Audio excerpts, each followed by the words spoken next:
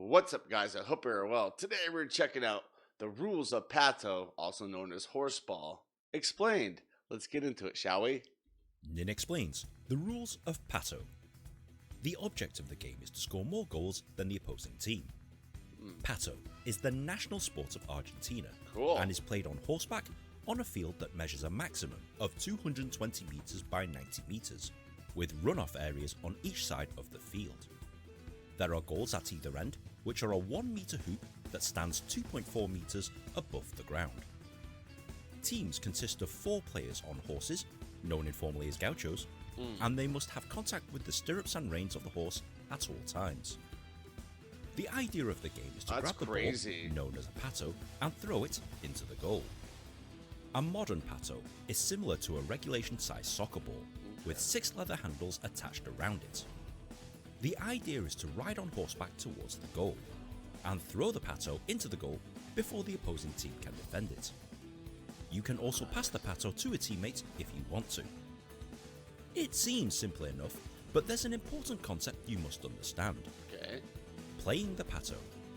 The most important rule about playing the pato is that riders must hold it and play it with their right arm only. This also means that you can only pick up and pass it with the right hand. Wow. You can catch the pato with the left hand, but you must immediately transfer it to the right, as you'll need the left hand to control the reins of the horse. And whilst in control of the pato, you must extend the arm away from your body. This is to give your opponent a fair chance to win it from you. Hiding the pato is strictly not allowed. Your opponents will try and stop you by intercepting a thrown pato in the air, picking up a drop pato from the ground, or try and physically grab and steal the pato away from you. Wow. When 2 players grab the pato at the same time, this is known as a cinchada, or tussle in English. Players must stand on their stirrups and may use their horses and bodies to leverage the pato away from their opponent. That's crazy. They must let go of it if they are no longer in contact with the reins and stirrups, or if they dismount their horse. If nobody has won the cinchada after 10 seconds, the referee will stop play and award the pato to the challenger, not to the person who initially had it. Wow. Therefore, it's important for the team with possession to move it quickly to avoid losing it in a tussle.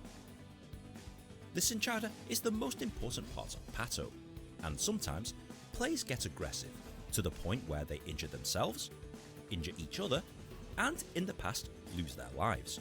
The game is usually played in 6 periods of 8 minutes each, with a 4 minutes break in between.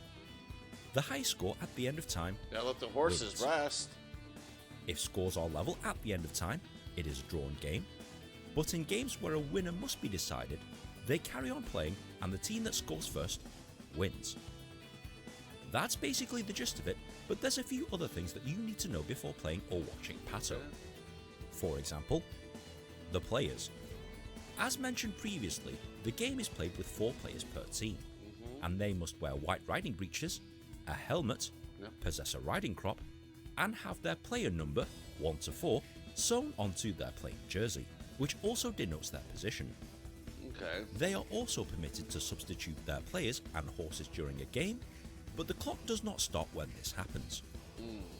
Negada. This is the infraction of not holding the pato out with an outstretched arm. If you try and hide the pato away from your opponent, this is a negada and the pato is awarded to the other team. Out of bounds. If the pato leaves the area of play or is kicked out of play by a horse, the non-offending team is awarded the pato at the spot where the pato left the field. If the pato leaves the area of play due to a cinchada, it is the challenging team who is awarded the pato. Right of way. Very similar to Polo, a player with possession of the pato has the right of way in the direction they are travelling. An opposing player cannot cross the right of way, but must approach from the side. Riding into another player, or riding headfirst towards another player against the direction of the right of way Poor is horse. a foul. Jesus. Foul. We've discussed a lot of them already, but another common foul you'll need to know is that players must be constantly in motion. You cannot play or pick up the pato if you are completely stationary. This is for safety reasons, and failure to be in motion whilst trying to play the pato is a foul. In the case of a foul, the Pato is awarded to the other team. Penalty. If a serious foul occurs, the referee may award a penalty to the opposing team. Wow. A player lines up 5 meters away from the goal and has a free, undefended attempt to score. Any goals scored count towards the final score. Okay. Horseball. A similar sport originating from France exists called horseball. Okay. The rules are very similar. However, the main difference is that teams must pass the ball between 3 different players before attempting to throw the ball into the goal. Wow. And no player can hold on to the ball for more than 10 seconds. The rules of horseball have been changed in recent years to closely resemble Pato, so that the game can be played internationally. If you found this video at all helpful, please be sure to like, share and subscribe. It takes me ages to make one of these things, and good karma is very much appreciated. Oh yeah, I find this sport very interesting. Very interesting. I'm just worried about the horses.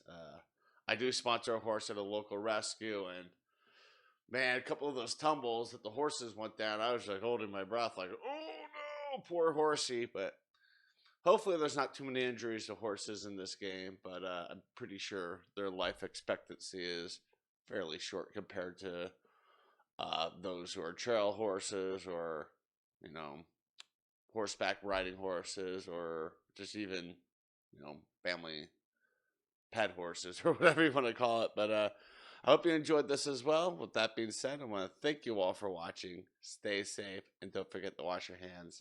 Bye.